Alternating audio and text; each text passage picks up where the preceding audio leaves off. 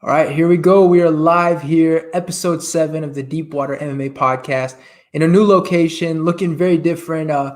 Bunch of housekeeping notes before we get to what I'm doing here, what Farah's doing here on my right or my left, whichever one it is based on the camera. But normal host Connor Northrup, unable to make it this time. He had his power outage currently in New Jersey. Not sure, what was kind of happening there, but he's out of power, unable to host the show. So he asked I'm the Paul George to his Kawhi Leonard. So he said, listen, I'm injured. Paul George, if you want to come over and take over, of course I'm going to take over. I'm going to take all those extra shots that I can. So Connor, unfortunately, would like to be here, unable to make it. So I'm taking it over.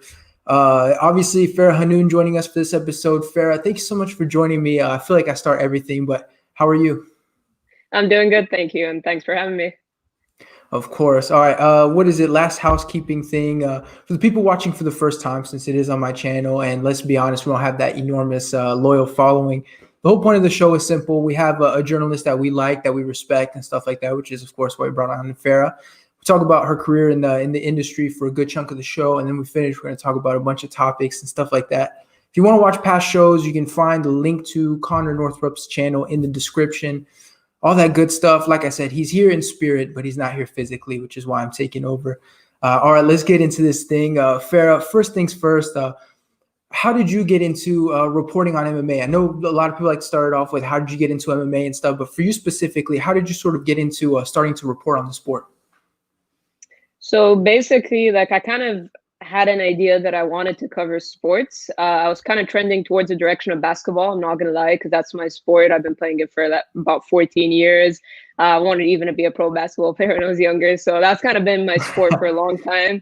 I was an MMA fan as well. But for some reason, when I graduated from university, I kind of took a year off, traveled around. I wanted a break from all the studying and all that.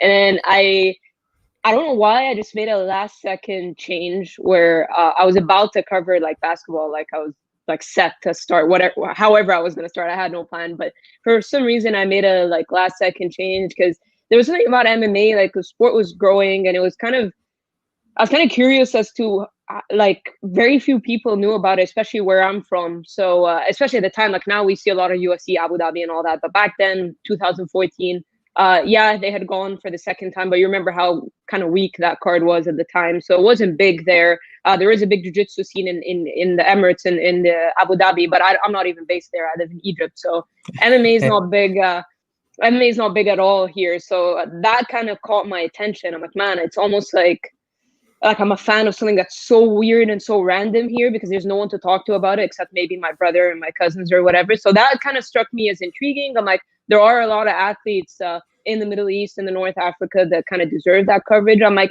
I kind of want to make a difference when I cover a sport in basketball. There are a lot of reporters that cover basketball. So I thought maybe get into MMA. Maybe there aren't enough people giving these athletes the shine they deserve. So I thought I made that kind of last second decision to cover MMA. So, I mean, you talked about, giving the coverage to those guys that are kind of in the part of the world where you are. We're seeing more people from Tunisia, Morocco, obviously starting to kind of come into the UFC. Hopefully we're going to see Egypt soon, right? But have you used the fact that you're from that part of the world, you sort of flex those muscles, hey, neighbor, have you used that at all to your advantage to sort of, talk to these guys? I mean, the funny thing is I kind of took a different route. So most of the times it's if, for example, let's say a journalist comes out of Poland, he'll try to cover the regional scene to kind of grow from there because he's got shows to cover and stuff. Obviously, I didn't really have that because there isn't much of a scene in Egypt. So the way I looked at it was, I'm like, how about I start covering kind of the big leagues and then try to get my name out there where it's an opposite effect. Instead of me benefiting from these local fighters, I'll grow a big enough platform, which is what I did with my Instagram, where I'm the one giving them exposure. So instead of kind of trying to use them, which wasn't going to get me or them anywhere for that matter, I said, how about I try to grow my name and then grow that following, where obviously my following is a lot more from the US and maybe Brazil and Europe than it is actually from the Middle East, because they're still getting introduced to me now. It's I'm actually still gaining a follower base there more than I am. I guess I'm more known, I guess, to the American fans or the European fans or Brazilian or whatever. So it's kind of been an opposite approach that I've taken. And I'm like, this way now, I kind of love doing this, these fighters that are getting signed, Munir Lazez and Adil Khaisi, who just got signed. Here I am, and I have a big platform where I could shine it on them, and it means so much to them because never in their wildest dreams would have they ever imagined an outlet like MMAJunkie to even look at them? And let's be real, that's probably not going to happen. You're not going to see it a lot, right?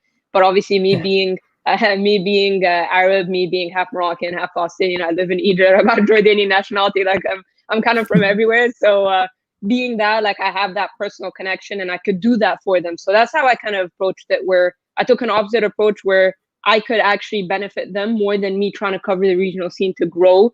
Just because I felt like I wasn't really going to get too far because the scene wasn't that big. It's funny you say that because when I moved back to France, you know, I was thinking kind of the similar to that. Like I'm French, so let me use that to my advantage. And I feel like it really, considering we don't have a regional scene either, it didn't do anything. But I do have a funny story. Like I went to talk to Francis Ngannou before his fight with Derek Lewis. And, you know, obviously I have the French phone number and stuff, so I'm texting him from there. We're like, okay, let's do the interview. We're gonna do it at, you know, whatever time, Vegas time.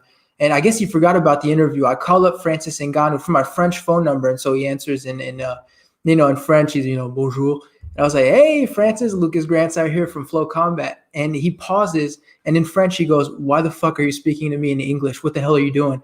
I was like, well, I mean, and then so I switched to French. And I'm like, well, Francis, like the interview's in French, so that's why in English, so I'm speaking to you in English, and still in French. He's like, all right, I guess. I think before the fight with Derek Lewis, I guess he was really grumpy because even in that interview, the quotes he was giving me, like it did not feel like Francis, but it made me laugh because, you know, you use the fact that you're French, like, oh, buddy, and then in French you get like, okay, what the hell are you doing, man? Why are you talking to me in English? So like it's sort of similar to what you're doing now with MMAJunkie, but I tried using it myself and it failed. So that's why it's like, all right, back to, you know, pretending I'm an American, you know, try to blend in with everybody else, but. Listen, the fact that you are in Egypt, though, it is a unique part of the world for MMA. Were you worried at all that that would kind of stop you from getting these opportunities? Obviously, you're with MMAJunkie. It's a U.S.-based website. Did you think that would happen from you being in Egypt, or were you kind of worried that you were in a difficult part of the world for that? Definitely worried every day, for sure. Like I know they would never really take a chance on somebody from this side of the world. Just because there's a lot stacked against me in regards to there isn't much to offer being based here. There's no scene to cover. Like even if they're like UFC Abu Dhabi, I still gotta get a visa. I still gotta hop on a couple-hour flight to get to Abu Dhabi. It's not exactly like I can walk there or drive there. So I'm not in the most convenient location. I know that. The time zone thing, a lot of us have that issue. A lot of people in Europe have that similar issue and whatnot. But yeah, I did worry, to be honest. Like they'd never even think to look at someone like being based there is not going to play to my advantage. But I just said, I guess I have to work that much harder than everybody else. But everybody's got to work hard in some shape or form. Like everybody's got their own story and their own obstacles and whatnot. So I never really thought about that in terms of comparing myself to anybody else that's based in Las Vegas, for example, because that's just going to deter me. You know what I mean? Like I'm not. It has been an emotional roller coaster. I'm not gonna lie. Like it's not easy at all doing it from here and trying to get that respect of people giving you that time for interviews and stuff like that. So it's been difficult, but like I knew that I had to work that much harder. Have you found that for interviews, like I know obviously being in France, I think it's like a 6-hour time difference with Eastern time and stuff like that. You know, you become a quick expert on the time difference. But I found that when you book interviews, there's sort of like this window. For me, it's like 8 p.m. France time until maybe 11, or it used to be a lot crazier than that. Now I've definitely settled back. But I know that if I try to book interviews with US based guys in the afternoon, I know that, you know, during that period, there's a strong chance that I'm at home. Has that made it easier for you knowing that there is sort of that end of the day time frame where there's a strong chance that you're going to be at home, you know, for these interviews? The thing is, because I started like after, I guess you were doing it when you were in university, right? Like you had that, you were covering MMA when you were doing it while you were in school, right? Yeah, just finished the last month. So yeah. Sure. Okay, yeah, exactly. So you have a schedule that kind of forces you to play. For me, like I started when I graduated from university, so I never had something pinning me down, like where timings where I couldn't do it. But what I noticed was a lot of times, like obviously because of the time difference, it would be starting, like you said, around 7, 8 p.m. Onwards. So sometimes it would be all the way till 5 a.m. and stuff. But what I learned early on in my career is that past maybe 2 a.m. to not agree. Because back then it's like I'd just be excited that they'd accept. So I wouldn't, like when they give me a 10 p.m. Pacific, which is so late for me.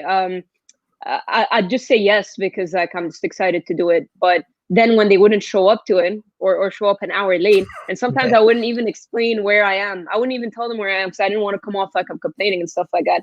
It just kind of like, yeah, I'm like, I get it. I don't have the name. They don't care to not even apologize or not even answer me after they don't show up. So I went through a lot of that and kind of, what am I doing with my life? Like, it's 5 a.m. and I'm just sitting there waiting for a fighter to answer. Like, they're not even answering me and stuff like that. I'm like, why did they even agree to it if they don't want to do it? And blah, blah, blah. And so those times were hard, kind of questioning, like, what, like, I need to get that respect. Like, is it even about that? Or I don't know. Like, it was just tough. Like, you sit there in the middle of the night. I'm like, man, what am I doing with my life? That kind of thing. So it was tough. So I kind of like, now I try to, because I have to get up a bit earlier now that I actually have timings that I work. But I still stay up pretty late. I'm still up until sometimes 3 a.m. So it's not ideal at all. I've probably never slept a proper night since I started covering MMA, but it is what it is. It's funny you say that, because before it was the exact same thing. Like, the name was big enough. It's like, whatever time you give me, I'll make it work. Like, and I found out the hard way that I can't do that anymore. Like, I had a Khalil Roundtree when I was first starting like to do video stuff 2 years ago. And I think it was his manager or whatever, who was like, he can do this time, Pacific time. And for me, that was 4 a.m. So, I'm so excited. I'm like, all right, listen, I'm just going to wake up, maybe 15 minutes before the interview, maybe try to do some of my hair real quick, and I'll try to do it. And since it was on camera, I look terrible. Like, you wake up, like, your face is puffy. I mean, I look like shit physically in that interview. Interview gets posted to Reddit, gets over 1,000 views, almost 2,000. And all over Reddit, everyone's shitting on me. Like, look at this guy, looks like shit, stuff like. So I realized, like, maybe doing stuff at 4 a.m. and recording yourself at 4 a.m., let's not do that anymore. Like, over the phone, maybe, but, in person, like, there's no faking that. You don't look good doing an interview 5 minutes after you woke up. It's funny you say that, because I recently, like, I promise myself every time that I'm not going to do the whole thing of reading comments online, but sometimes I just can't help it. But I think I learned the hard way so many times, and man, like, I still do it. But recently, my interview with Covington, it was a similar thing. So it was at 2:30 a.m. and I was so tired. I had done a couple of interviews in the same day. I had to kind of stay in the makeup and the, like, dressed up and all that, and that's an annoying part too, like, having to stay like that. And then he was like an hour late. So I was like on the live stream for like an hour waiting. And then I was so spent by then. So my energy was low and all that stuff. And I heard it from the people and stuff like that. So it kind of, like, I get where you're coming from for sure. It's kind of hard sometimes to do these interviews so late, especially that I have to get up early in the morning the next day to work. So it's not easy at all. And I'm never going to be like, try to be difficult with the timings and everything like that, but I have to kind of comply to their schedule, because I know they're training 3 times a day and going to like physiotherapists and doing this and that. Like, I get they're busy, so I try to be as easygoing as possible. But sometimes these interviews get so late, and back then I wasn't waking up early. Back then I could sleep in. I don't do that anymore, so I'm on like 4 hours of sleep. Like, that's like my average, and 5 on a good day. So it's it's not easy. It's funny you mentioned the Colby Covington interview. Obviously, I did watch that interview, but I do watch a lot of your interviews on MMAJunkie, like the one you did with Israel Adesanya. Like, I thought it was so good. Like, people are always telling me, like, watch other interviewers and try to, build a personality and stop being so boring. And I thought in that interview, you were so good at hosting it. You had so much energy, and all the comments were extremely positive. Like, oh, this lady, she looks so happy, all that stuff. Like, all the comments were positive. And I watched the Colby interview, and I was like, it does seem like her energy is a little bit off. And, Colby Covington, like, he's the kind of interview where, you have to concentrate and, like, he's going to say something crazy. And the comments were all going in. And I was like, man, that just shows you, like, one interviewer a little bit different and stuff. People are just going to come at you. And I mean, sometimes there's positive, like, if people tell me, for example, on my interview, like, oh, your audio sounds like shit, it hurts. But at the same time, I'm like, well, okay, let's fix that shit audio then. Like, it can be helpful. But it's funny you did mention that instance. I did think, like, affair seems a little bit off, but at the same time, people are there concentrating on Colby Covington. So that's who you should be focusing on.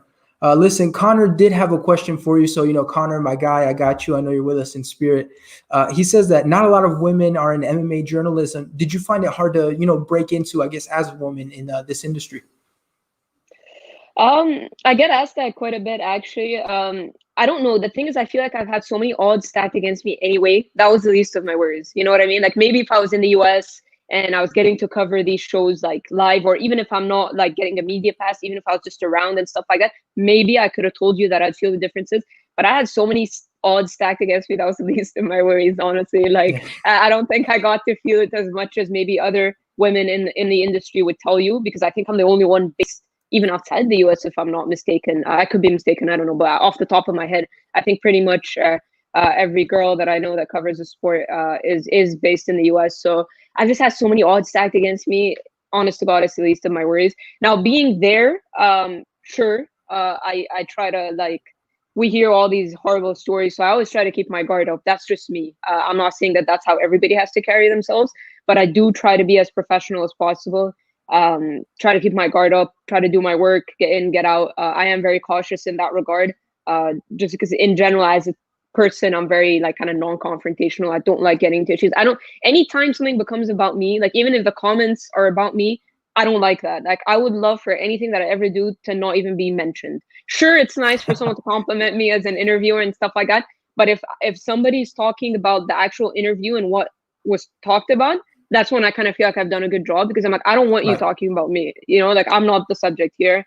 I kind of try to give the platform for the fighters and whatnot. So I do prefer if they focus more on what's being said in the interview and stuff like that. So it is tough, and guys will come on and make stupid comments and inappropriate stuff, and like, you can't, it's just the way it is. They're never going to change, you know what I mean? So it's an unfortunate part in terms of being a female covering the sport, but I try as much as possible to just cover on the focus on the MMA aspect. Like, you'll never really see me, even if you go on my personal like Twitter or whatever. Like, I'm not really like controversial with what I say or anything like that. I'm pretty all about the MMA, so I'm not that I'm saying that people shouldn't, to each their own, but that's the problem. Like, sometimes if you say something, that people are just going to jump on and attack you, but it is what it is.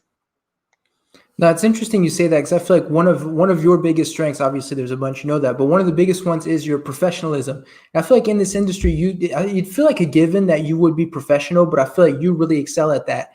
What do you think of sort of in this industry, sort of that professionalism factor? Like, there are things like, don't be biased towards a fighter, don't get caught in that trap of these are my favorite fighters and stuff like that. What do you think of that in this industry? Because especially you're at a big outlet now, so you have eyeballs on you, and the professionalism, it's a very important factor. It's funny you say that, because I get bashed quite a bit. I think people have noticed a little bit on social media when it comes to obviously covering the Arab and Muslim fighters. Now, surely if anyone pays attention and tries to think about things in a positive way, they're going to know that there's no journalist that puts more coverage on these guys than me. That's a fact. Right. And it's normal. It's understandable. Like, I'm not like, when it comes to people from my region and stuff like that, I kind of feel like it's my duty. A, because like I'm the Arab journalist. B, because I've actually watched a lot of these guys on like in shows around the Middle East. I've covered their fights, and I'm kind of invested. And that's one of the things I did, like when I started covering the sport. Again, like all these shows, like I used to go cover Brave Combat Federation. I was paying thousands of dollars out of my pocket, so I could have easily gone to UFC Europe or whatever, like UFC Berlin or UFC whatever.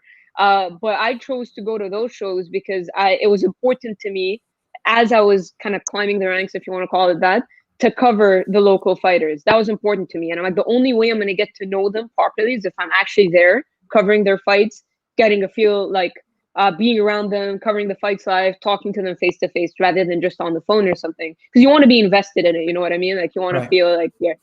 So that's a thing. Like, that was important to me. So I could have gone to UFC Berlin or UFC whatever, but I chose Copenhagen or whatever, but I chose to cover the local shows, even though I was probably paying the same amount of money I would have, because like I said, it's the same thing for me. I still have to hop on a flight, I still have to get a visa, I still have to do all that stuff. So so but I do get, like, Colby Covington's one of those, like, when I talk to him, I get a lot of DMs like, you should be ashamed of yourself for talking to him. And it's like, oh, that's another thing. That's another thing. Like, I know I was very low on energy in that, and trust me, like, I took, like, there's a reason why I kind of looked at that comments, because I felt it. But another thing is, I try not to laugh too much because I want to be professional. Now, granted, we all know what Colby says, and I have a good relationship with Colby. Like, he's been great to me for my career, like giving, very generous with his time. So yeah, these guys don't owe me anything, So I get, like I try to be a bit professional and kind of not like laugh out loud, especially that I've spoken to him a lot as well, so I know him. Maybe I Right. was a little too low on energy, so that's noted for sure. Trust me, I read it, I learned the hard way. But I do get a lot of messages from like fellow Arabs and stuff like that. They'll tell me like you can't seriously be talking to that Trump lover and stuff like Right. that. I'm like, guys, it doesn't work like that. Like I don't, politics aside, all that aside, like I'm never gonna put my personal beliefs or interests or whatever it is or views ahead of being a professional. And that's something I pride myself in. And it means a lot that you pointed that out, because that's something that was very important to me from the get-go. I am not going to show bias. Yeah, can I give special coverage to these guys? Like I said, would guys like Munir and Ali Khaisi be getting that coverage like I've been giving them? Probably not. But that's where I feel like I come in. Just like you see Brazilian journalists will give Right. Brazilian play. Yeah, it's normal. It's like what it is, like that's what it's for. But like I'm not gonna go out of my way to be super biased and like I'm not gonna talk to this guy because he says this and whatnot. So I do get a lot of it, but I do have some pretty nasty DMs as well. But what can we do?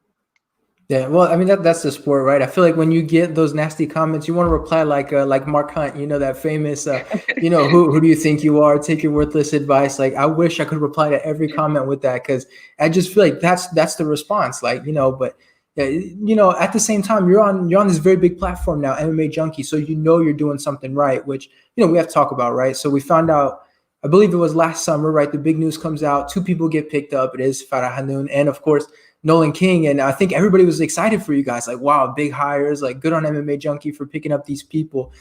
Before MMAJunkie picked you up, though, what kind of position were you in this industry? Like, were you feeling like you had a lot of potential? Did you feel stuck? Were you happy with where you were? What kind of position were you in before MMAJunkie came along?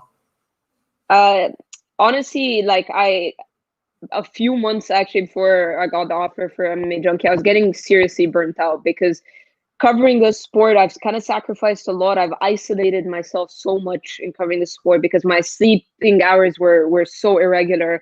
I kind of like distanced myself socially from my friends and stuff like that. Like I was on this super different, unique path that nobody around me understood at all. Because even in Right. general, covering sports is not even common here, no matter what the sport is. It's not the regular job. And I did face a little bit of criticism from my family as well. Like, what is she doing with her life? And I was told by kind of my family member, like my parents, my family, like, try to get another job as well. I'm like, I honestly can't. I'm like, I can't explain to you. I'm like, I don't sleep as it is. If I get another job where I'm gonna have to be up at 7 a.m. And go to bed at whatever, like midnight tops or whatever, I'm like, I can't do this. I'm like, I'm either gonna, like, I can't be one foot in the door with this. Like, I already have so many things stacked against me. Like, it's got to be like that. I have to be fully invested in it. So I did kind of receive a little bit of criticism from my family, and it kind of weighed on me. And I realized like I'm digging myself in a deep hole as the years passed by, and I was kind of getting discouraged a little bit. I'm not gonna lie, because I'm like, man, like I'm so into deep with this like career. I can't just turn around and be like, right, I'm going to do a marketing job here or whatever. I'm like, I haven't even been building my CV in that regard. You know what I mean? And that's something my family and even friends told me, like, that's a mistake you made. You should have been building your CV as a backup and blah, blah, blah. But I'm like, I know what I want to do. And yeah, it's not really like happening for me like at the time and stuff like that. But I'm like, I'm just going to keep kind of trucking and keep doing it. I was fortunate to be in a position where I could, I mean, financially, as in I didn't need, like I'm not married with kids where I need to like fend for my family and stuff like that. So that's another thing, because like I focused all my energy on that, like socially, my personal life, that all got put to the side. The only other thing I did was play basketball. That's the only thing I've given time for. I'd go like for 2-3 hours a day, play ball, and then come back, and it's the same, like rinse and repeat. So I put a lot into it. So I was getting, like, I'd be lying if I said I didn't get burnt out. I got really burnt out at a point where it's just, you feel like, what more could I be doing? But man, if there's like a lesson out there, you just like, the opportunity will come. You know what I mean? Like, you just gotta keep working. For some people, it comes in a year. Some people, it comes in 5. Some people come, like, took me about 5-6 years, but you know what I mean? Like each person's got a different type of journey. It's funny you say that. I relate exactly to what you're saying. Like, when I first got to France, I was getting really into covering MMA. And so if I was at my grandparents' house, it'd be like 8 and I'd be like, all right, guys, I need everyone to be quiet. I have this interview. And so for a year, it was like, when what the fuck is Lucas doing? Or who is he talking to? And then you try to explain it's like MMA, it's sort of like boxing, but it's not. So now it's sort of referred as, that boxing thing that you do. So, and so it's like, man, he needs to stop wasting his time with that. He needs to go into school. And now university's over. It's funny you mentioned marketing jobs. That's exactly what it is. It's like, they told my mom, like, when he goes back to the States, we better not find out he's doing that boxing crap. And, we hope he goes into marketing. So it's funny you say that because it's really a very similar situation. With that being said, though, I think the most important thing, when you get that offer from MMAJunkie, first of all, what was that pitch kind of like that they gave you? And, what's your reaction to it? Because I assume there's a point where you just realize, like, I've achieved something that I've been trying to do for a very long time now. Oh, for sure. It was a big kind of like a sigh of relief. I'm not gonna lie, like, because I kind of always had a chip on my shoulder when it came to like everyone around me, because I always felt like nobody could believe that I could do it. Nobody around me, friends, family, the look on their face when I talk about what I'm doing with my life, kind of thing. That conversation when you catch up with an old friend, when you bump into somebody, and it's like, what are you doing with your life, kind of thing. So I'm not gonna lie, it was a big kind of like I told you so without me saying it, because I'm not that person. Right. But it was kind of like I was excited to see everybody after I got the job, because it's like kind of like I told you so. And my family did acknowledge that, they which was good. I think I kind of like, my father even says it to me. He's like, honestly, when I tell him that, I'm like so many people doubted me. He's like, me too. So it's like, yeah, he's honest about it. So like they've been supportive, but deep down inside, I knew this was not what he wanted for me and stuff like that. So yeah, it was a massive kind of like sigh of relief, because I had a vision, and you kind of can't let the outside noise get to you, no matter what it is that you want to do, even if it's something like traditional, like just a job that is common. For example, like being a doctor, it's not easy, but it's something that a lot of people do. So it's not like you're not going to sound like you're crazy if you want to be a doctor. Right. If anything, people are going to be like, that's really cool, that's great. But when you say you want to be an MMA journalist, and that whole stigma of me being a girl as well, it's like, what for me, for you, it's the boxing thing. For me, it's like, what is this WWF stuff? So it's right, yeah. So it was like a big sigh of relief. It's kind of like a validation that it was worth putting all that time into it. And so when they brought you on MMAJunkie, like the big thing that I'm always afraid of when I see people that do something specific is that they go to a big website, and that website sort of stops them from being unique. But it looks like MMAJunkie really has supported you guys. Like Nolan is still doing prospects. You're able to sort of do very similar to what you were doing before. But you recently made that switch to video. What happened with the video thing? Like it seems like everybody at MMAJunkie started doing video. What kind of happened there? COVID happened. Oh, yeah. That's what it is. Honestly, I didn't really want to do video personally. As you noticed, like I wasn't really doing it before.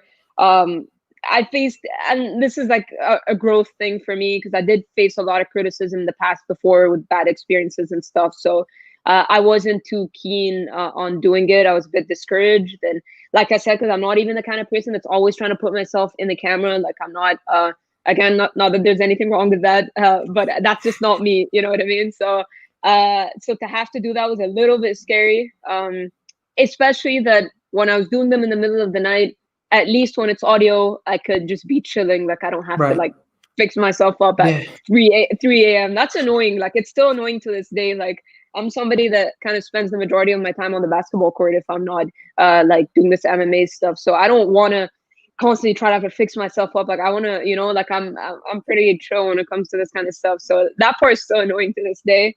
But yeah, like it's the video part was a little bit scary, but I think it's because COVID hit and we couldn't be like be at events and stuff like that. So we wanted to expand and have more video content. So that's where it came from. All right. Final thing before we get into sort of our debate topics or our topics. When are you finally going to get that blue check mark on Twitter? Like, I feel like it has to happen now. Like I was waiting for it, and I'm still waiting for it for you guys. I mean, when's that going to happen? I think Nolan and I first applied when we first joined MMAJunkie, but I don't know. Like I never followed up with it after, so I have no idea. Maybe it's still processing. Who knows? It's frustrating because I feel like when you join MMAJunkie and you work for USA Today, like you need that blue check. It's like the final nail in the coffin for, I made it. There you go. Like the Twitter looks beautiful. You got the little blue thing. My opinion matters. Or someone's gonna actually like answer my messages, right? Yeah. I'll look into it. I guess I haven't thought of it lately. I'll look into it. There we go. That's why you come on the show, so we put that pressure so you can make things happen there. Absolutely. All right, so here are our topics for this week. Obviously, we saw a fight night card. All the usual stuff during the pandemic, no crowd, all that stuff. We saw Joanne Calderwood do something that got a little bit criticized. She took that fight against Jennifer Maia. Did it pay off? Obviously, it didn't. Right? She lost by armbar. I was starting with you, obviously, because as the host, it'd be weird if I started first. But at this point, what's next for Joanne Calderwood? Honestly, I think because the flyweight division isn't very deep, so I wouldn't be surprised if maybe even one or two more wins, and she could be right back in the title shot. So I feel like part of that could have been the reason why she took that risk. If it was the men's lightweight division, which is so freaking stacked, or even the women's strawweight division, which probably the most stacked division, probably maybe wouldn't have done that move. But I think flyweight's a bit shallow, where I can imagine her fighting. Well, they did announce Jessica Ai and Jessica Andrade, but as far as I know, that was a bit premature. I don't think Ai is ready to compete from what I know. So I don't know if they're going to wait and do that, or that fight's not going to happen. But I like Jessica Ai versus Joanne Calderwood, and I think for both of them, it would push them, because I think they're still both in the top 5. So yeah, it was a big risk, because when you fight for a title, it's an opportunity you might not get. A, B, the pay is different, the exposure is different, all of that. So it was risky. But at the same time, I don't think there's that massive ladder that she has to climb back up. So I wouldn't mind seeing her against a Jessica Ai. If Jessica Ai does fight Jessica Andrade, then maybe a Viviane Araújo or something. It's a weird situation. Like, if you looked at it, it was like, if she won, obviously, like, it looks good record-wise, but, did it really do anything for you? I mean, you got an extra paycheck. Like, I feel like it was small. But if she lost, she loses the title shot. The weird thing is, I wasn't paying attention to her enough. Like, when I looked at her record, I don't know why. I figured she was, like, on this long winning streak, and, she ruined it. She had won one fight. So I was like, man, what does that tell you about the division? Like, you won one fight, and you just lost your title shot to that one. So I think it's positive for her in terms of, listen, you lose, you get to reset, you go back. Like, listen, if you lost to Jennifer Maia by armbar, are you going to go out there and beat Valentina?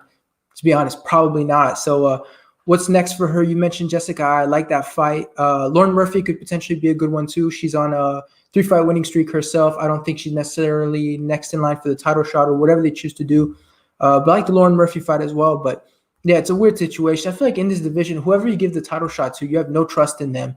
And then whoever doesn't get it, they sort of have time to build themselves up. But it's such a, I don't want to say it's a terrible division, but it's kind of weird having that fighter that's head and shoulders above everybody else. And it's just it's a little bit disappointing that someone on a 1-fight winning streak, and even now they're talking about Jennifer Maia for the title. It's weird that these records aren't convincing me that these would be like good contenders in other divisions.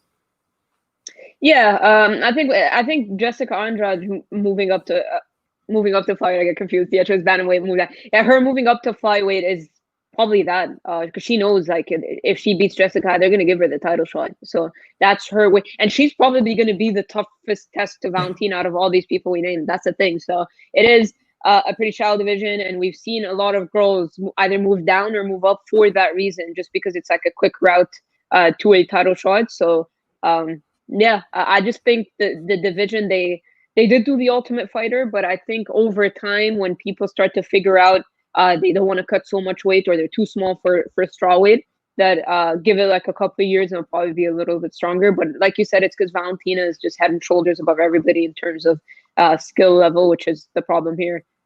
Well, the Ultimate Fighter was interesting, right? Like, they did to build a division, and I feel like everyone kind of fizzled out. They did the same thing for featherweight, and we saw everybody's competing on 135. Like, we saw Penny Kianzan 135. Yeah. It's like the Ultimate Fighter. We saw they were trying to do the same thing they did for strawweight, right? Where we see those strawweights are still competing at top of the division, and for the flyweights, it really did nothing. Like, I'm trying to think off the top of my head. We had, of course, Lauren Barb Murphy, who, she's still going, but like, look at Jillian Robertson. Like, she's kind of a prospect in the division. Like, I feel like they've really struggled with the Ultimate Fighter. Like, I feel like it could have did something, and it really didn't. Like, you saw Mata Ferry, right? She's, win one, lose one.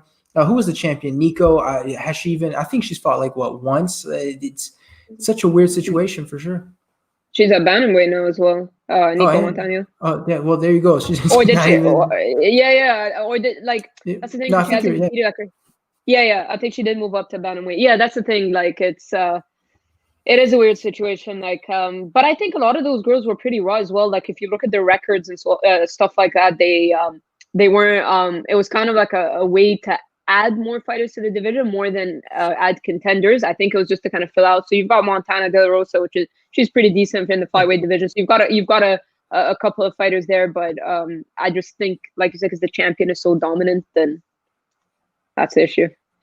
I mean, I like the dominant champions. I feel like we're going back to the days of Anderson Silva and John Jones, right? Like today, you feel like everyone's like an overhand away from trading the title. Like there's some champions, I'm not even convinced that, I don't, they'd necessarily be champion. It's kind of weird, but yeah, I enjoy having the dominant champion. Do you enjoy having the dominant champion, or does it kind of take away when, you sort of know what kind of fight to expect? I like it. Like with Anderson Silva was so nice because the way he was putting people away was just like incredible. Like, and there was nothing like being like, that was long before I even started covering MMA, but just watching him as a fan, like I knew that when Anderson Silva fought, I wanted to watch. Just because like even when he was getting dominated by Chael Sonnen, pulling that last second triangle choke, like the knockout against Vitor Belfort, his performance against Forrest Griffin, Stephan Bonner, like he's incredible. So I think with Valentina, she has the skills. We saw the incredible finish over Jessica Ai, but unfortunately for her, she's not going to be putting people away like people expect her to, because the expectations are so high. You're not going to get that same aura as an Anderson Silva. You do, because they think she's going to dominate, but I don't think people are going to tune in to watch her the same way they do with Anderson Silva, unless she starts putting people away like she did with Jessica Ai, which I feel like she can. She's just dominating in other ways. With her grappling now as well, which is making her even scarier as a fighter. But there was just something about the aura of Anderson Silva that I didn't mind his dominance, because he was fighting well-rounded guys. Like Dan Henderson's a well-rounded guy. Like he was fighting Vitor Belfort as well. So he was fighting well-rounded guys, but just the way he was putting guys away there was nothing like it in my opinion. Yeah, it's interesting with Valentina. Like I remember when she fought in Uruguay a year ago, like I had just gotten back from France. I was going to be in the United States for a little bit. And this is like the first time I was going to get to watch a card at a reasonable time. So I'm excited. I'm like, man, a title fight in Uruguay. Awesome.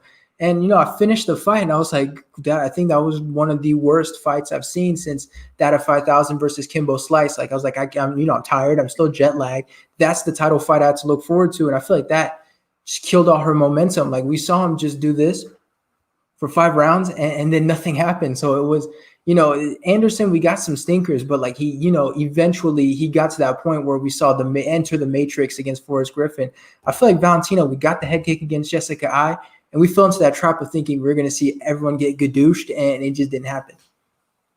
Yeah, that's another thing you say, because I'm watching these fights in the middle of the night, so I could really, really appreciate when Francis Ngannou goes out there and puts people away in 30 seconds. Like I want Francis, like I'm not gonna jinx it other than his Derek Lewis fight, but I am down for Francis Ngannou to be the main event of everything. Because if the fight can end in 30 seconds and I could save an hour and a half of sleep, I'm down. So like when I'm staying up in these times, obviously I cover the sports, I'm gonna watch it anyway. But even as a fan, like when you could really appreciate someone who puts on a show when you're half asleep and trying to drink like a million coffees to stay awake. You could really, really appreciate a guy that's going to go out there and put an absolute show. Like Dustin Poirier is one of those guys. Like, man, like Dustin Poirier is much like must-watch TV every single time. Vicente Luque is another guy that we just watched. Like those guys, no matter what, they're going to deliver. So like to stay up in the middle of the night and watch those guys, like I see why they'd put them as I think Vicente we should start seeing in main events. He deserves it. Like that's why we keep seeing guys like Dustin Poirier and Justin Gaethje. Like those guys are always in the main event because they really are must-see TV. And when you're staying up in the middle of the night, and a lot of people are, especially with the sport growing, like whether in Europe, in the Middle East, and Australia, it's about like in 7 a.m. or whatever. Like it starts at 7 a.m. or whatever. But like when you're watching at odd timings and you've got guys who will put performances like that, it's worth every penny. So yeah. Yeah, for me, the pay-per-view start at 4 a.m. And when you have an entire decision fest leading up to the main event, it's like, it sucks. It sucks your soul out. You're like, just do whatever you want in the main event, guys. I don't care. Like everyone jabbing their way to a 30-27, decision, like it's over. I don't, but when it's Francis, unless it's Derek Lewis, obviously you're like, well, even if you wanted to jab his way, he'd accidentally knock you out. So you wouldn't have to worry too much about that. Yeah. Like Francis is like, I don't know, his last 5 finishes are combined 2.5 minutes or something. Yeah, it's crazy. The kind of power you feel like if he was a superhero, it'd be like him just discovering the power he has in his fists. Yeah. All right, so moving on to the next topic, starting in March when they had that event in Brazil, and we started with no fans, and so all the pandemic events, right? Think no fans, think starting back in March, Kevin Lee versus Do Bronx. So the question is, which fighter has cashed in the most during the pandemic? Like, who has benefited the most from this period? Like, who's risen their stock? Who is that for you? I gotta say Hamzat Chimaev for obvious reasons because I don't think he would get signed if it weren't for these circumstances. Because now after the pandemic hit, the UFC were looking for guys that want to fight. Period. Like we saw a lot of guys getting signed. Even Munir Lazez, he's another one that I would say capitalized because like I know for a fact that matchmakers never ever looked at the region, like the Middle East and North African region. Never. It's not even on their radar. Even when they were going to Abu Dhabi in 2010 and 2014, even for Habib and Poirier, UFC 242. Bilal Muhammad's from originally from Palestine. Otman Zaita is from Morocco, but they're not based in the region. Right. So, Otman Zaita fought a couple times for Brave, but he kind of grew up in Germany and stuff like that. But like they weren't investing in the region. So I feel like with the pandemic, and I know Munir Lazez was kind of a chance encounter with Dana White's son and a friend of his and showing him the highlight reel and whatnot. But I feel like it made them look elsewhere during the pandemic. So a guy like Hamzat Chimaev, who I've been very high on, so I've covered his fights, like 3 of his fights. So I've been very high on Hamzat from before, so I'm not on the bandwagon or anything. I've been kind of tooting his horn for about a year or two. Like they bring him in. He was supposed to fight for the Brave title, and then they bring him in, and in 10 days fights twice, and his followers have, like, I don't even know, multiplied by 15 or something like that, or more even. So I feel like he capitalized the most because like people I know are going overboard with the hype train, saying like, oh, he should fight Usman now and whatnot. But that's my point. The fact that he's got people talking about him like that, then I say for sure he's the most one that kind of capitalized. It's a good answer for sure. It's probably the right answer too. Like everybody thinks he's like the what is it, the Swedish Habib. I mean, anytime you have the Abraham Lincoln beard and you're like dominating guys, it's people love that. I think for this one, I feel like you have to pick someone that has 2 fights. Like Amanda Ribas, for example, is a good example. Paige Van Zandt, Randa Marco, she really has cashed in. I'm gonna go with someone that terrifies me because every time I have to interview him, I start to get sweaty and really nervous over what I'm going to ask him, and that's the wonderfully Canadian Tanner Boser. I don't know if you've ever had the pleasure of interviewing him. I interviewed him for the first time for Sure Dog back in November or something. I had failed to do my research on what kind of interview he was, and it showed. Like the next time I interviewed him, I legit needed a game plan and like, all right, no stupid questions, nothing too obvious, no cliches, like, get in there and ask the right stuff. But I think Tanner Boser has done a great job of accidentally marketing himself. Like every time you interview him, you're like, how do you see yourself winning this fight? Decision, and people are going to hate me. And he's going out there and he's murking these guys. And it's like, man, Tanner didn't even think that was going to happen. So I feel like everyone's talking about him. You saw him open up the Monster Energy with his teeth, or what's left of his tooth, which is, terrifying. I feel like if I'd have the same tooth he would have if I tried doing something like that. Everyone's talking about him, right? Wonderfully Canadian. And you're doing something right in the heavyweight division when you get to fight Andrei Arlovsky. Right, Walt Harris is the Anatomy of a Fighter. Walt Harris got that fight. All these guys, they get the fight, and you're doing something right if you get Arlovsky. So for me, I'm going to go with of course, the wonderful Canadian, Slim Roy Nelson, I guess, because he has a big beard. He's got the mane flowing in the wind every time he's about to knock you out. Like for me, I feel like that's the fighter who. Maybe not quite as much as Khamzat, but I feel like if it wasn't for the pandemic, he wouldn't be in the position he is in now where he's fighting Andrei Arlovsky. And people legitimately want to see him fight.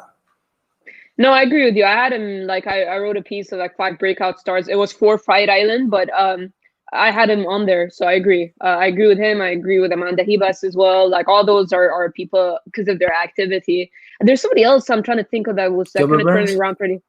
Oh yeah, sure. Yeah, that was that should have I thought about it and I was like, yeah, that's yeah, I think he's like because it's like he's fighting for the title. So like I'm thinking of like rising stars. Like I feel like he's like there because he's fighting for the title. But yeah, definitely. That's a perfect example of somebody that left the welterweight division that was negotiating with Masvidal and Colby and all that and just like freaking skyrocketed. So for sure Gilbert Burns as well. Oh yeah, Gilbert Burns. The thing that really made me laugh was all the pictures with Vicente Luque, where you saw him like he's all happy and he's like, he's like admiring his friend. Like I feel like Gilbert's good for like wholesome moments in MMA. But Gilbert's a good one for sure. What I like is that he did better than Kamaru Usman with the guys that he beat, right? Like Usman, decision, Maya.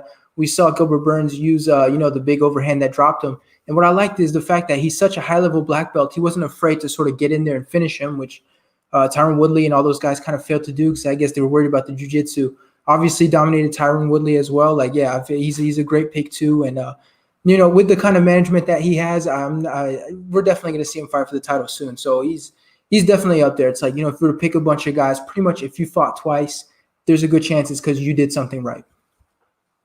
Definitely. You make an impression the first time around, you're willing to compete again, then yeah, for sure. All right, our third topic, there's a lot of stuff. Edmund Shabazian, of course, Derek Brunson, Ronda Rousey, all the fun stuff. Let's start with this for Derek Brunson. Let's start with him. Do you feel like he deserves more respect? Like, I feel like people, there's a certain way people are looking at him before the fight, a certain way now after the fight. Is he getting the right amount of respect?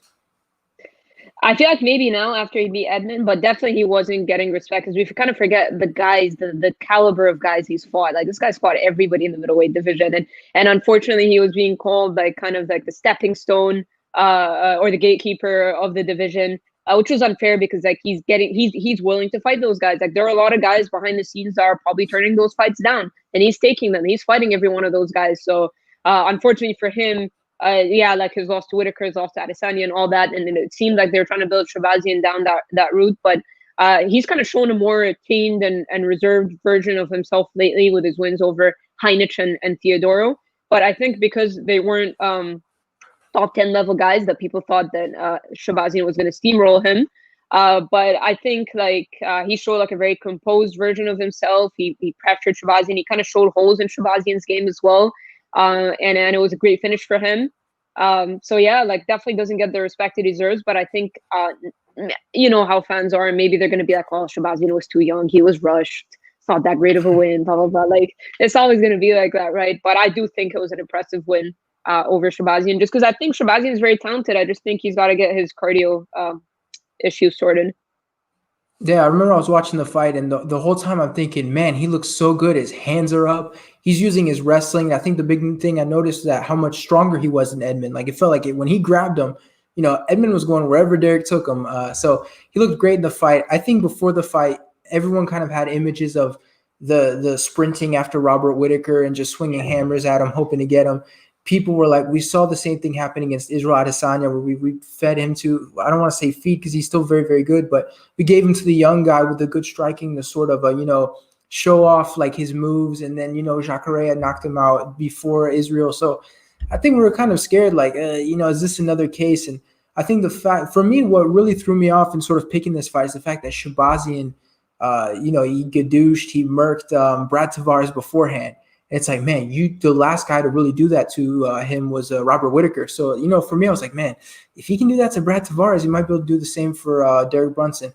So I feel like before we sort of I think it's that we don't trust Derek Brunson. I don't know if he's not getting the respect he deserves, but I feel like we're kind of scared to think like, is he going to be reserved? Is he going to keep those enormous hands like up? Is he going to avoid sprinting after you? And in this fight, he looks so good. I mean, he looked strong. He was wrestling, striking. I feel like now people are talking about, what is it? Blonde Brunson is like the newest, like mythical MMA beast. Like, I feel like now he's getting the respect he deserves. And hopefully heading into his next fight, he's going to get that respect too. And I feel like there's a lot of potential for him now. And I feel like now people are finally like, okay, if Derek Brunson fights like this every fight, this is for sure a top 5 guy. I think, and the thing is, we forget how skilled Brunson actually is. Like, if you strip down everything, because I think his approach with Adesanya, look, I think Adesanya is an extremely talented striker, so I think he would have had issues with him on the feet as well. Because Adesanya is very tricky with his angles. He's not like your conventional striker, so he's a whole different thing to deal with in terms of like, look at the way he looked against Robert Whitaker. That's another guy that, as much as he's hyped, he's also gets criticized quite a bit. But Adesanya is striking, like his angles, his timing and stuff. It's a whole nother level. So I think maybe with Adesanya he would have had problems. But I think Brunson, we forget how skilled he actually is. He's got knockout power. He's got a great wrestling background as well. And he's got that experience. But I just think his approach, it's kind of like the Cody Garbrandt thing when we saw him the way he came out against TJ. The first time he got emotional, then he did it again. Then he did it again against Pedro Munoz. And it's like, why is he doing that every single time? Easier said than done. We're not in there, obviously. and it's easy for us to say that from the outside, but you think it's like, how are you still doing that? But there, I guess with Brunson, it was the same thing. They're letting his emotions get the best of him. It's like, why are you still doing that? You saw it didn't work the first time around, and you're kind of chasing down. And somebody said it, and I probably shouldn't laugh at this, but they're like, Brunson looks like he's falling down a flight of stairs, like the way he's walking. That was funny, but it's like, I know Brunson probably knows that he's doing that, but then when he gets in there, maybe he gets emotional because the talk and the build up with Adesanya, it kind of riled him up as well. Yeah. So I just think like he's got the skills. We forget that he's actually a very skilled fighter and doesn't have any gaping holes in his game. It was just kind of his approach. The biggest thing, I think the biggest problem is that he was on this big, I think it was 4-fight win streak or something like that.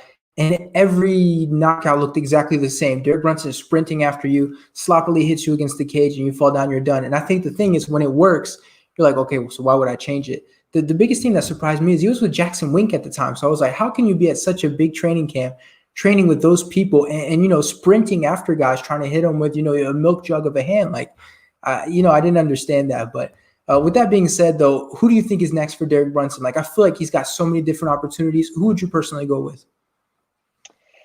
Well, the thing is, you think, yeah, like, I don't know if they're actually going to give him a step up in terms of the rankings. I don't know if they're going to go down that route because I feel like they need to take a step back with a guy like Darren Till. So I wouldn't mind. I feel like Darren Till is a little rushed. He does have the name and he does have the star power. He has the confidence. He carries himself like he's got all the makings of somebody. Like, I can only imagine that they were hoping that the main event with Adesanya would be such a big thing if Adesanya would win and Till would have won. But I think Darren Till needs to take a step back. He literally just moved up to middleweight. He's still young. So I wouldn't mind actually seeing him fight Derek Brunson. It'll be good for Brunson if he beats a guy like Till, because still has the name.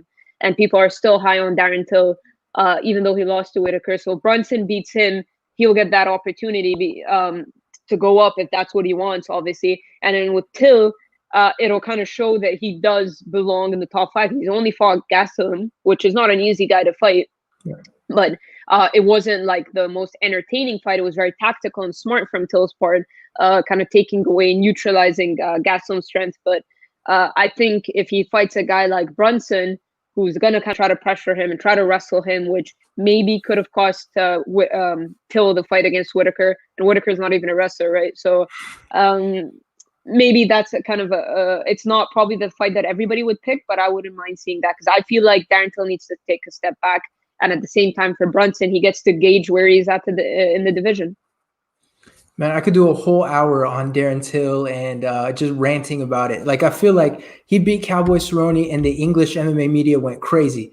Like, you know, this guy's the next Kona, and like they were doing everything they could to build him up. And I feel like it was too much. Like, I get that you love Sweet Caroline, but at some point you kind of have to take a step back and you know, and a lot of people talked about it. They're like, his only like the wins people give him credit for is Kelvin Gastelum and Donald Cerrone. So it's kind of crazy when you sort of take that step back like that. You're like, wow, but he's fought so many good guys, and that home cooking decision against Stephen Thompson, like I'll rant about that one too. But listen, for Derek Brunson, I like Jack Hermansson. You know, Hermansson, I feel like he's kind of in a weird spot as well. But what I really like about this fight is the matchup. Like, Derek Brunson, surprisingly, I think he's never been taken down in the UFC. Like, as weird of a stat as that is, like he's fought Yoel Romero, Jacare, but yeah, never been taken down. And you look at someone like Jack Hermansson, and the biggest thing is you sort of wonder about his striking, right? Like, he was telling me when I talked to him, like I was trying to take down Jared Cannonier, and, you know, eventually he figured it out and got caught. So my question for both of them is, like, if you're Derek Brunson, do you have the striking to put away someone like Jack Hermansson and, you know, show everyone that the striking is not just against Edmund? And if you're Jack Hermansson, how do you deal with not being able to take down Derek Brunson and surprising another guy with a submission? Like, I feel like stylistically it's a puzzle for both men, and I'd really like to see what it does for them from a matchup perspective. I see what you're saying, matchup perspective, but I just think for Hermansson, he did lose to Cannonier, but the way he put Gastelum away, I think he kind of deserves probably something a bit higher. Granted, there aren't that many choices, so Till, you're going to either give him to Hermansson or you're going to give him to Brunson, so depending on who you give it to. So I think with Till, just because when he beat Gastelum, I don't know what he's ranked at right now, but he still has the name. So I feel like if Hermansson fights Till and beats Till, then he could get that. But I think Brunson would be gaining a lot more in a Hermansson fight than Hermanson would be from Brunson. But then again, it's kind of always like that, right? Somebody's always the beneficiary. Sometimes, not always, but a lot of times it's like that. I can definitely understand that because you look at it from a matchup perspective, like that's going to test Derek Brunson's striking. Like, are you going to come out with your hands up, or are you going to sprint after Darren Till? And you're not going to sprint after Darren Till. But considering Darren Till is injured, we're not quite sure where he is exactly in his career. Like, is he actually elite or not? Like, look at Hermanson beat Kelvin, and then look at the Darren Till fight. Like, that fight doesn't age quite as well as it did when it first happened. So for me, I'm gonna have to stay strong on this one. For me, I like Derek Brunson versus Jack Hermanson. Just a matchup. I'm curious to see how these guys are going to do it puzzle wise, and I want to see the division keep moving. But with Whitaker taking on Cannonier, we've got the title fight. Like, I feel like somebody's going to end up stuck or taking a loss at the wrong time, and so not all of these guys are going to eventually fight for the title. Yeah, I think it all depends on how it plays out because. If Costa beats Adesanya, then that's going to be a fresh matchup for a lot of people that haven't fought Costa before. With Adesanya, he's already beat Whitaker. I don't know if Whitaker beats Cannonier, if they're going to do that rematch again. Depends how they sell it. Depends how Whitaker looks against Cannonier. All that. But I just think because Adesanya's win over Whitaker was so dominant that it might be hard, to sell a rematch. All right. One last question here, which I'm seeing more and more people talk about, and I guess rightfully so. Edmund Shabazian, should he leave Edmund Tarverdyan, or I'm probably saying that wrong, but should he be staying with that training camp, or do you think he should leave? The thing is, it's hard for me to say that. I don't like to be the one to say that because he's got such a loyalty to him. He was so young when he started with Edmund Tarverdyan, so I feel like he probably credits him for where he is today just because, like, how old was Edmund Shabazian when he started with him? What, like 12 or something like that? He was so young. Yeah. He was a kid. It's rare you see that. Like, you see a lot of guys will come out of 4-0 or 5-0 and go to an elite gym, but they already have their wrestling back. They already have their base. Shabazian was like 12. Like, what do you even have at 12 years old? You know what I mean? So he did kind of grow up with him. So I think no matter what, he probably won't leave him. The loyalty's there. Now, it won't harm for him to go get training elsewhere and kind of do both.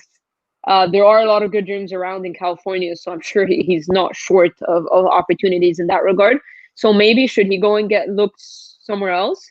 Yeah, because I don't know, I'm sure he'll get a lot more options in terms of training partners if he goes elsewhere. That's what it is more than anything. But I think with Edmund Tarverdyan, you look at the loss, do you fully blame his coach? I mean, with the corner stoppage and stuff like that, that's a whole different discussion. But in terms of his skills, do you blame Edmund Tarverdyan? I mean, I don't know. I think it's a bit I think because we're thinking Ronda, right? And her downfall, but he also did have a lot of success with her. I don't know. I hate to be that person that says I'll leave this coach. He's not good for you and blah, blah, blah.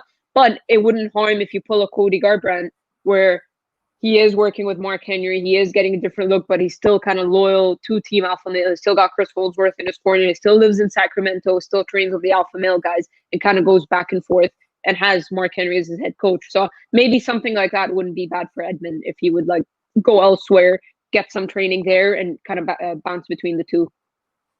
So, I mean, realistically speaking, is he ever going to leave Tarverdyan?